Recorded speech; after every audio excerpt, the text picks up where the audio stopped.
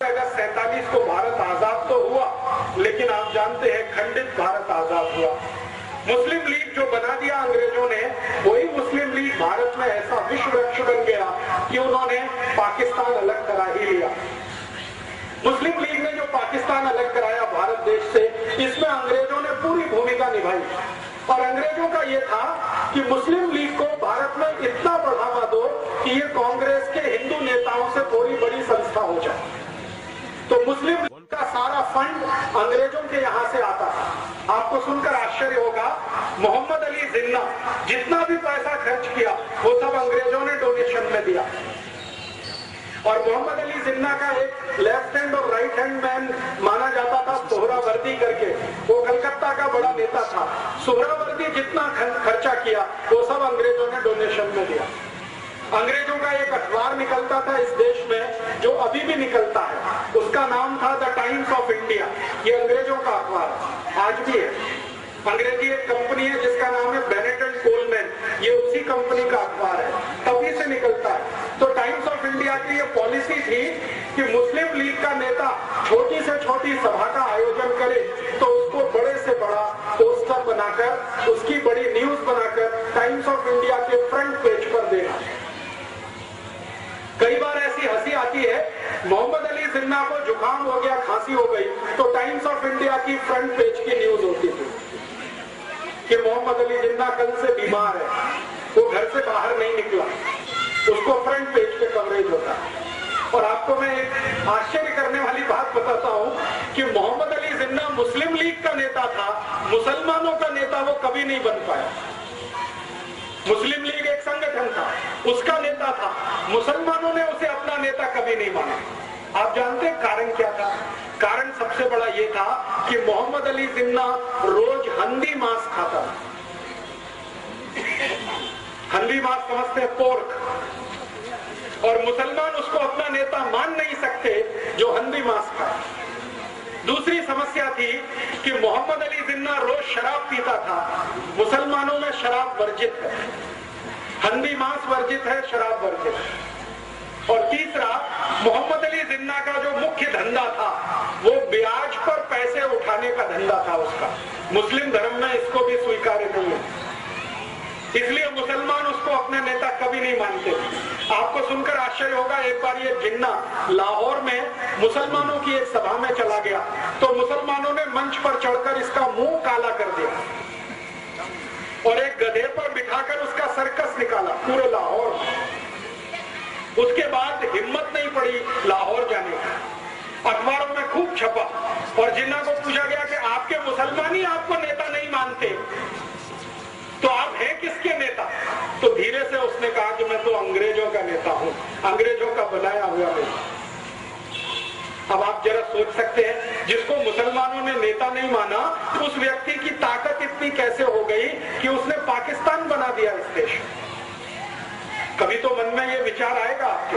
बहुत दिन में ये सोचता रहा कि जो मुसलमानों का नेता कभी हुआ नहीं, 10 लोगों ने जिंदगी में कभी उसका भाषण सुना नहीं, वो इतना ताकतवर कैसे हुआ कि उसने भारत से एक अलग हिस्सा पाकिस्तान बना दिया।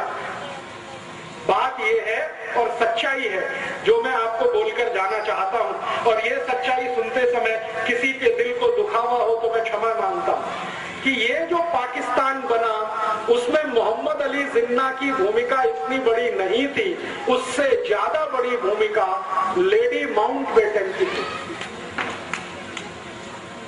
एडविना माउंटबेटन का नाम आप जानते हैं, नहीं जानते तो जान लीजिए। वो भारत का अंतिम अंग्रेज अधिकारी जिसका नाम था लुइस माउंटबेटन, उसकी पत्नी थी एडविना माउंटबेटन। ये पाकिस्तान बनाने का सबसे बड़ा कारण वो एडविना थी। आप जानते हैं वो क्या खेल खेला उसने? एडविना माउंटबेटन लंदन के हैरिस कॉलेज में पढ़ती थी जिसमें ये जिन पढ़ा करता, और उसी कॉलेज में भारत के पहले प्रधानमंत्री पंडित जवाहरलाल नेहरू भी पढ़ते। हैरिस कॉलेज में 3 लोग पढ़ते थे साथ में एक ही क्लास में ध्यान देना, जिन्ना मोहम्मद अली, पंडित जवाहरलाल नेहरू और एडविना। उस समय वो माउंटबेटन नहीं थी, शादी उसकी बाद में हुई। तो एडविना जिन्ना और नेहरू एक ही क्लास में पढ़ते थे और रिकॉर्ड्स और दस्तावेज बताते हैं कि एडविना से दोनों लगे हुए थे। ये डॉक्यूमेंट्स बताते हैं। और एडविना इतनी चालाक महिला थी कि दोनों को हैंडल करती थी, इतनी चालाक। एक को सवेरे मॉर्निंग में, दूसरे को शाम में, दोनों को हैंडल करती। और जिन्ना और नेहरू का सबसे बड़ा जो झगड़ा होता था वो एडविना को लेकर। ये झगड़ा वहां से शुरू हुआ, हैरिस कॉलेज से। नेहरू जी पढ़ाई करके वापस आ गए, जिन्ना भी पढ़ाई करके वापस आ गया। दोनों ने यहाँ इस देश में वकालत करने की कोशिश की, लेकिन चली नहीं। न नेहरू जी की वकालत चली, न जिन्ना की वकालत चली। दोनों बैरिस्टर थे, उनको जिंदगी में कभी कोई केस ही नहीं मिला लड़ने के लिए। कारण समझते हैं? कारण बिल्कुल स्पष्ट है कि केस उसको मिलता है जिसके जीतने की संभावना होती है। नेहरू जी के बारे में सब जानते थे कि इसको कोई दम नहीं है जो जीत पाएगा एक भी केस। तो वकालत चली नहीं, तो नेहरू जी कांग्रेस में ज्वाइन हो गए। उनके पिताजी ने उनको कांग्रेस में डाल दिया। पिताजी का सपना था कि मैं नहीं तो मेरा बेटा कोई ना कोई दिन देश के बड़े पद पर आना। उसके लिए मोतीलाल नेहरू ने एक पार्टी बनाई जिसका नाम था स्वराज्य पार्टी, और अंग्रेजों से उन्होंने तालमेल करके इस देश में सरकार बनाने का काम भी किया। और उनका ये कैलकुलेशन था मोतीलाल जी का कि एक ना एक दिन अंग्रेज भारत से जाएंगे, मेरी स्वराज पार्टी और अंग्रेजों के बीच कोई समझौता हो जाए तो सत्ता का हस्तांतरण स्वराज्य पार्टी को होगा और नेहरू देश का प्रधानमंत्री बने। इस हिसाब से उन्होंने खेल खेला और उसी खेल में थोड़े दिनों में एडविना भी आ गई। जब अंतिम समय आया, लुईस माउंटबेटन को ब्रिटिश पार्लियामेंट से भेजा गया, तो लुईस माउंटबेटन को भारत भेजने से पहले उसकी शादी एडविना के साथ कराई गई। क्योंकि अंग्रेज खुफिया पुलिस थी, उनको मालूम था कि नेहरू और जिन्ना की वीकनेस क्या है, कमजोरी क्या है। अंग्रेजों की खुफिया पुलिस हर हिंदुस्तानी बड़े नेता पर नजर रखती थी। तो अंग्रेजों की खुफिया पुलिस की रिपोर्ट के आधार पर एडविना को भेजा गया माउंटबेटन के साथ, और माउंटबेटन को कहा गया कि तुम इसको दिखावे के लिए अपनी पत्नी स्वीकार करो, वैसे ये है नहीं तुम्हारी। तो माउंटबेटन ने कहा ठीक है, मैं मेरे देश के लिए इतना तो कर ही सकता हूं। तो उसको पत्नी के रूप में वो लाया। लेकिन कभी भी लुईस माउंटबेटन ने अपनी डायरी में लिखा है कि उसने एडविना के साथ कभी भी रात में बिस्तर पर शेयर नहीं किया। वो दूसरों को दिखाने के लिए पति पत्नी थे, लेकिन असलियत में नहीं थे। और जैसे ही माउंटबेटन यहाँ आ गया तो एडविना को कहा गया कि अब तुम तुम्हारा खेल खेलो। तो एडविना ने एक दिन नेहरू को बुलाया और अगले दिन जिन्ना को बुलाया और कहा कि ठीक है, हम लंदन में जो किया करते थे वो यहाँ भी हो सकता। तो नियमित रूप से नेहरू और जिन्ना ने एडविना के यहाँ जाना शुरू किया, दारू पीना उसके साथ बैठकर, शराब पीना उसके साथ बैठकर। मेरे पास कुछ फोटोग्राफ्स हैं, कभी मैं आपको दिखाऊंगा तो आप दंग रह जाएंगे। नेहरू जी एडविना के साथ बैठकर शराब पी रहे हैं, एडविना के साथ बैठकर सिगरेट पी रहे हैं, एडविना को किस कर रहे हैं, चुंबन ले रहे हैं, उसके साथ डांस कर रहे हैं। ऐसे मेरे पास 7 फोटोग्राफ्स, 7। तो ये चलना शुरू हुआ खेल। आप जानते हैं कि चरित्र सबसे कमजोर कड़ी होता है किसी भी पुरुष के लिए। अगर चरित्र से कोई गिरना शुरू हो जाए तो उसकी अंतिम सीमा नहीं होती है। वो कहां तक जाएगा कोई नहीं जानता। हमारे भारत में एक पुरानी कहावत कही जाती है, और वो पुरानी कहावत है, if wealth is lost nothing is lost. आपका पैसा चला गया तो चिंता मत करिए, फिर से आ जाए। फिर दूसरी बात कही जाती है, if health is lost something is lost. आपका स्वास्थ्य चला गया तो थोड़ा कुछ तो गया। लेकिन लास्ट सेंटेंस है, but if character is lost everything is lost. चरित्र गया तो सब चला गया, उसके बाद कुछ बचता नहीं। तो नेहरू जी के साथ यही समस्या थी और जिन्ना के साथ भी यही समस्या थी। जिन्ना और नेहरू चरित्र के इतने हल्के आदमी थे कि जानते हुए भी कि वो दोनों एक ही औरत से फंसे हुए हैं, वो आगे बढ़ते गए। एडविना ने दोनों को इस्तेमाल करना शुरू किया। 3 जुलाई 1947 को नेहरू जी एडविना से मिलने गए। रात को उसने फोटोग्राफ्स लिए, नेहरू जी के बेड में फोटोग्राफ लिए, और वो फोटोग्राफ नेहरू जी के लिए बहुत गंभीर तकलीफ का कारण बन गए। एडविना ने एक दिन वो फोटो दिखाए नेहरू जी को कि देखिए आपके फोटोग्राफ्स मेरे पास है, और वो फोटोग्राफ्स क्या है जो मैंने आपको बताया। अगर ये रिलीज कर दिया जाए पूरे भारत में तो आपकी क्या हैसियत होगी, और आपको जो सबसे आगे बढ़ाने वाला व्यक्ति है महात्मा गांधी, उनकी क्या हालत होगी। तो नेहरू जी ने एडविना को पूछा कि आखिर तुम चाहती क्या हो। तो उसने कहा कि एक पेपर है, उस पर आप साइन कर दीजिए। तो नेहरू जी ने कहा वो पेपर क्या है। तो उन्होंने कहा पेपर है कि भारत का बंटवारा करना है, हिंदू और मुसलमान के आधार पर करना, आप इसको साइन कर दीजिए। तो नेहरू जी ने कहा कि मेरी कांग्रेस वर्किंग कमेटी से पूछ लेता हूं। तो एडविना ने कहा इतना वक्त नहीं है मेरे पास, आप साइन करते हैं या कल ये फोटोग्राफ टाइम्स ऑफ इंडिया में छपते। नेहरू जी सरेंडर हो गए। रात को 3 बजे 3 जुलाई 1947 रात को 3 बजे उन्होंने भारत पाकिस्तान बंटवारे के पेपर्स पर साइन किए। अगले दिन सवेरे उसने जिन्ना को बुलाया एडविना, और जिन्ना के साथ उसने यही खेल खेला। उन्होंने कहा मिस्टर जिन्ना आपके कुछ फोटोग्राफ्स मेरे पास हैं, आप चाहें तो मैं उन्हें टाइम्स ऑफ इंडिया में रिलीज करती हूं। तो जिन्ना बौखला गया। जिन्ना को मालूम नहीं था कि वो बहुत शातिर महिला है। हमारे भारत में इतिहास में आपने सुना विष कन्याएं होती थी, विष कन्याएं, एडविना वही थी, विष कन्या। तो जिन्ना परेशान, अपने फोटो देख के परेशान, क्योंकि जिन्ना का फोटो तो नेहरू जी से भी ज्यादा आपत्तिजनक अवस्था में था।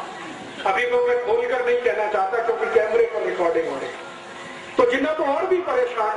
तो उसने कहा नहीं नहीं ये फोटोग्राफ्स रिलीज मत करिए। तो उन्होंने कहा ठीक है आप फिर पेपर साइन कर दीजिए। तो जिन्ना ने कहा कि मैं तो मुसलमानों का नेता ही नहीं हूं। तो उन्होंने कहा हम बनाएंगे ना, आप चिंता मत करिए, हम बनाएंगे आपको मुसलमानों का, आप पेपर साइन करिए। तो 4 जुलाई को शाम को करीब 2:30-3 बजे जिन्ना से हस्ताक्षर लिए, 3 जुलाई को सवेरे 3 बजे नेहरू जी से हस्ताक्षर लिए, और वो अगले दिन अखबार में आ गया कि भारत और पाकिस्तान 2 अलग देश बनेंगे, पाकिस्तान मुसलमानों को मिलेगा, भारत हिंदुओं को मिलेगा, और इस तरह से देश का बंटवारा हो गया। इस बंटवारे में अगर आप देखना चाहें कि विलेन कौन है तो आपको बिल्कुल साफ दिखाई देगा। अगर मुझसे कोई पूछे तो पहला विलेन इस बंटवारे में पंडित जवाहरलाल नेहरू, दूसरा विलेन मोहम्मद अली जिन्ना। और मैं पंडित नेहरू को पहला विलेन क्यों मानता हूं, मैं आपको एक दूसरी घटना बताता हूं जो इतिहास में अभी दर्ज नहीं है, लेकिन डॉक्यूमेंट्स में वो घटना घटित है, डॉक्यूमेंट्स में उसका जिक्र है। वो घटना क्या है?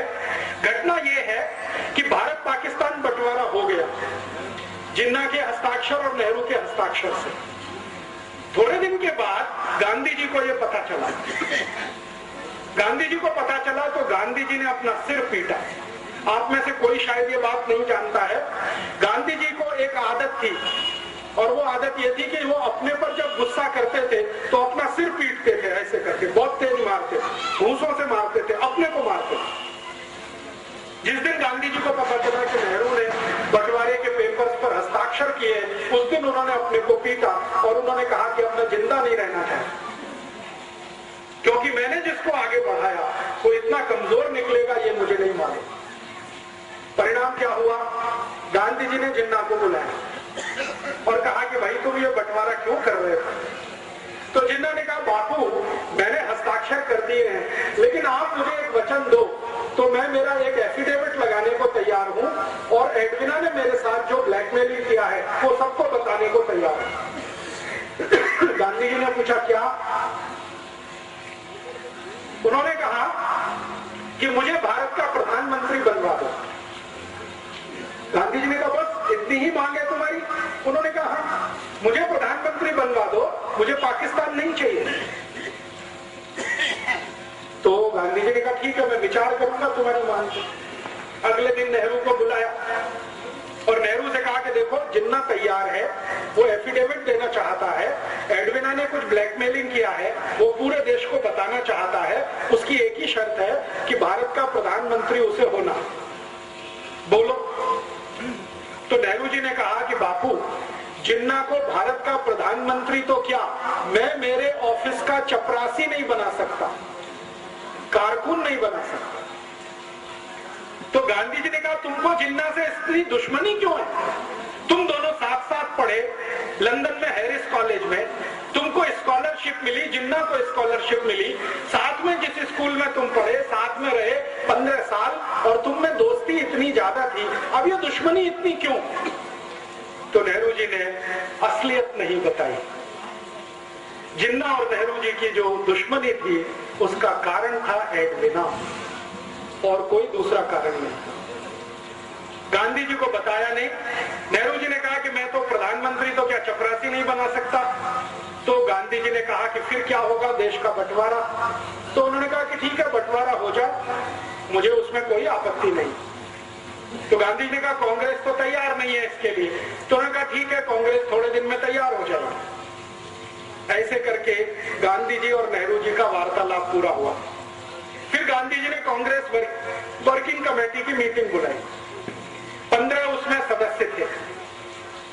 उन 15 सदस्यों के सामने गांधी जी ने कहा कि भारत आजाद होगा, लेकिन दुख है कि बंटवारे के साथ कौन प्रधानमंत्री बने। तो गांधी जी ने एक फॉर्मूला दिया कि कांग्रेस वर्किंग कमेटी जिसको अपना अध्यक्ष चुनेगी वो भारत का प्रधानमंत्री होगा। तो वोट डालने का काम किया गया।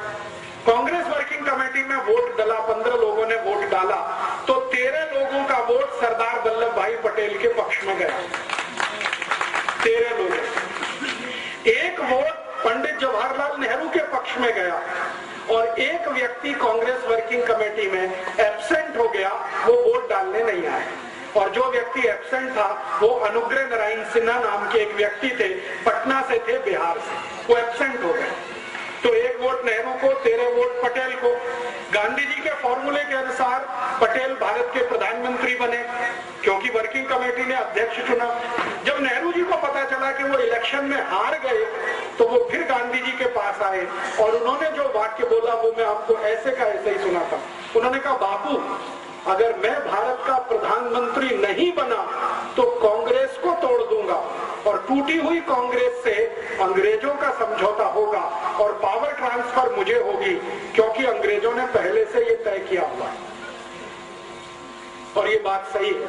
ब्रिटिश पार्लियामेंट में ये तय हो गया था कि भारत में कभी सत्ता का हस्तांतरण करना पड़े तो नेहरू के हाथ में ही सत्ता देनी है। क्यों? क्योंकि विंस्टन चर्चिल और क्लेमेंट आर एटली, जो 2 बड़े लीडर थे उस समय इंग्लैंड के, एटली प्राइम मिनिस्टर था, Churchill leader of the opposition था, दोनों का ये मानना था कि ये नेहरू अपना ही आदमी है, शरीर से देखने में हिंदुस्तानी है, आत्मा इसकी अंग्रेजों वाली है, इसको सत्ता दे दो तो भारत हमारे ही कब्जे में रहेगा, ऐसा मान लो। तो ब्रिटिश पार्लियामेंट ने प्रस्ताव कर दिया था। नेहरू जी को उसकी जानकारी हो गई थी। नेहरू जी ने इस पर गांधी जी को ब्लैकमेल किया और कहा कि मैं अगर सत्ता में नहीं आया तो कांग्रेस को तोड़ूंगा। और अंग्रेजों ने घोषणा की थी कि कांग्रेस अगर टूट भी गई तो नेहरू वाली कांग्रेस को वो पावर ट्रांसफर करके भारत से चले जाएंगे। तब गांधी जी ने सरदार पटेल को बुलाया और कहा कि अब क्या करना है। तो सरदार पटेल ने कहा कि देश का एक बंटवारा और हो, ये मुझे मंजूर नहीं है, मैं मेरा वापस लेता हूँ, आप नेहरू को प्रधानमंत्री पद की शपथ करवाइए। तो गांधी जी ने कहा कि मैं प्रधानमंत्री पद की शपथ उसको नहीं करा सकता, क्योंकि मेरा दिल अब उससे हट गया है। ये जरूर है कि तुम मंत्रिमंडल में आ जाओ, डिप्टी प्राइम मिनिस्टर की पोस्ट पे रहो, ताकि नेहरू के ऊपर कंट्रोल रहे, और मैं तो जाऊंगा नहीं ऐसे किसी समारोह में जहां नेहरू को प्रधानमंत्री पद की शपथ दिलाई जाएगी। और आप जानते हैं कि 15 अगस्त 47 को जब शपथ ग्रहण समारोह हुआ, गांधी जी उसमें नहीं गए। गांधी जी नहीं गए। गांधी जी उस समय बंगाल के एक गांव में थे, नोआखाली में। ये गांव अभी बांग्लादेश में चला गया। तो नोआखाली के गांव में गांधी जी थे, करीब करीब दिल्ली से ये 1700 किलोमीटर दूर है नोआखाली। गांधी जी दिल्ली में नहीं थे। ट्रांसफर ऑफ पावर हुआ है। गांधी जी ये कहा करते थे, स्वतंत्रता नहीं आई है, आजादी नहीं आई है, सत्ता का हस्तांतरण हुआ है बस। और जो गांधी जी बोलकर नहीं गए और वो उनके कहने में समझ में आता है, वो मैं कह देता हूं। गांधी जी ये मानते थे कि गोरे अंग्रेजों की सत्ता किसी काले अंग्रेज के हाथ में आई, इसलिए वो सत्ता के समारोह में शामिल नहीं हुए। और आप फिर जानते हैं, इतिहास आपके सामने है, जिन्ना अलग पाकिस्तान का बन गया, ये बन गया। एक घटना बीच में और हुई थी, वो भी मैं समझा दूं आपको, तो समझ में आएगा नेहरू जी का चरित्र। गांधी जी को एक डॉक्टर मिलने आया एक बार, और ये घटना आजादी मिलने से थोड़े दिन पहले की है। गांधी जी कलकत्ता के पास नोआखाली में थे, एक डॉक्टर आया। वो डॉक्टर ने गांधी जी को परिचय दिया कि मैं मोहम्मद अली जिन्ना का पर्सनल फिजिशियन हूं। एक ईरानी व्यक्ति था, तो नाम मैं भूल गया, रिकॉर्ड्स में है। उसने गांधी जी को कहा कि मैं मोहम्मद अली जिन्ना का पर्सनल फिजिशियन हूं, आपसे अकेले में बात करना चाहता हूं। तो गांधी जी ने कहा, क्या बात करना चाहते हो? तो उन्होंने कहा, अकेले में, सबके सामने नहीं। तो गांधी जी उसको कमरे में लेके गए। अंदर जो बातचीत गांधी जी ने की, उन्होंने कहा कि देखो मेरी एक संकल्प है। गांधी जी ने डॉक्टर को कहा कि मेरी बातचीत में कोई तीसरा जरूर रहता है जो उसको नोट करता है, लिखता है। मैंने आपको क्या कहा, आपने मुझे क्या कहा। तो उन्होंने कहा, वो कौन व्यक्ति है? उन्होंने कहा, मेरा सेक्रेटरी प्यारेलाल, वो भी यहाँ रहेगा। तो डॉक्टर ने कहा, ठीक है, उससे मुझे कोई बांधा नहीं, माने तकलीफ नहीं, आप बुला लो। तो प्यारेलाल जी को बुलाया और गांधी जी ने कहा कि मैं और ये बात करेंगे, एक एक शब्द लिखना। प्यारेलाल जी बहुत फास्ट लिखते थे, शॉर्ट हैंड में लिखते थे, बाद में उसका ट्रांसक्रिप्शन करते। तो डॉक्टर ने जो बताया गांधी जी को, गांधी जी परेशान हो गए वो सुन के। उन्होंने कहा कि मोहम्मद अली जिन्ना का मैं डॉक्टर हूं और ये जिन्ना बहुत जल्दी मरने वाला है। गांधी जी ने पूछा क्यों? तो उन्होंने कहा, इसको बोन टीबी है, इसकी रीढ़ की हड्डी पूरी गल चुकी है, इसका नर्वस सिस्टम ज्यादा दिन काम नहीं करेगा। तो गांधी जी ने कहा, कितने दिन जिंदा रहेगा? तो डॉक्टर ने कहा, हो सकता है 2-3 महीने भी जिंदा ना रहे। तो डॉक्टर को पूछा गांधी जी ने, आप क्या चाहते हैं? तो उन्होंने कहा, मेरी एक इच्छा है कि आप किसी तरह नेहरू को समझा दो, 2-3 महीने ये जिंदा रहेगा, इसको भारत का प्रधानमंत्री बना दो, देश का बंटवारा तो नहीं होगा। तो गांधी जी ने कहा कि तुम्हारी यह बात में अगर सच्चाई है तो मैं जरूर प्रयास करूंगा। फिर उन्होंने नेहरू को बुलाया और कहा, देखो नेहरू, ये मरने वाला है जिन्ना, ज्यादा दिन जिंदा नहीं रहेगा, इसको बोन टीबी हो गई है, इसका डॉक्टर कहता है कि 2-3 महीने से ज्यादा जिंदा नहीं रहेगा, तुम क्यों अड़े हुए हो? इसको प्रधानमंत्री बन जाने दो, 2-3 महीने के बाद तुम बन जाना, देश तो एक रहेगा। तब नेहरू ने फिर वही बात की कि मैं जिन्ना को मेरे ऑफिस का चपरासी नहीं बना सकता, प्रधानमंत्री कैसे बनने दूं? तो नेहरू की जिद और जिन्ना का ब्लैकमेलिंग, ये दोनों मिलकर भारत का बंटवारा कर गए और इसमें भारत टूटा। भारत और पाकिस्तान दो अलग देश बने, किसी सिद्धांत के आधार पर नहीं, कोई विचार के आधार पर नहीं, सिर्फ प्रधानमंत्री पद की कुर्सी के कारण। और मैं अभी सब लोगों को ये बोलता हूं कि नेहरू जी तो स्वर्गवासी हो गए 1964 में, लेकिन उनकी आत्मा अब भारत के उन सब नेताओं में प्रवेश कर चुकी है जो कुर्सी के लिए कुछ भी करने को तैयार। तो मर गए 27 मई 1964 को। और आप में से शायद कोई जानता है या नहीं, नेहरू जी की मृत्यु बहुत ही दुखद थी। उनको सबसे खराब वो बीमारी हुई थी जिसको सेक्सुअल ट्रांसमिटेड डिसीज कहा जाता है, STD, आज का एड्स कह सकते हैं। STD उनको था और उनकी मृत्यु के समय जिस डॉक्टर ने उनको एग्जामिन किया था वो बताता है कि नेहरू जी का शरीर सड़ गया, कीड़े पड़ गए थे। बहुत दुखद मृत्यु। नेहरू जी की मृत्यु के समय उनके परिवार की जो महिला उनके साथ में थी, उसकी लिखी हुई डायरी में ये है कि नेहरू जी के अंग सड़ गए थे, शरीर के कीड़े पड़ गए थे उसमें, इसलिए वो प्रधानमंत्री पद से छुट्टी लेकर देहरादून गए थे छुट्टी बिताने के लिए, लेकिन वहां से वापस नहीं आए, तो वो तो चले गए, पाकिस्तान बनवा गए इस देश में। जिन्ना का क्या हुआ, भारत पाकिस्तान जैसे ही अलग हुए उसके लगभग 7वें महीने में जिन्ना मर गया। बंटवारा हो गया 14 अगस्त 1947 और इसके ठीक 7वें महीने में जिन्ना मर गया।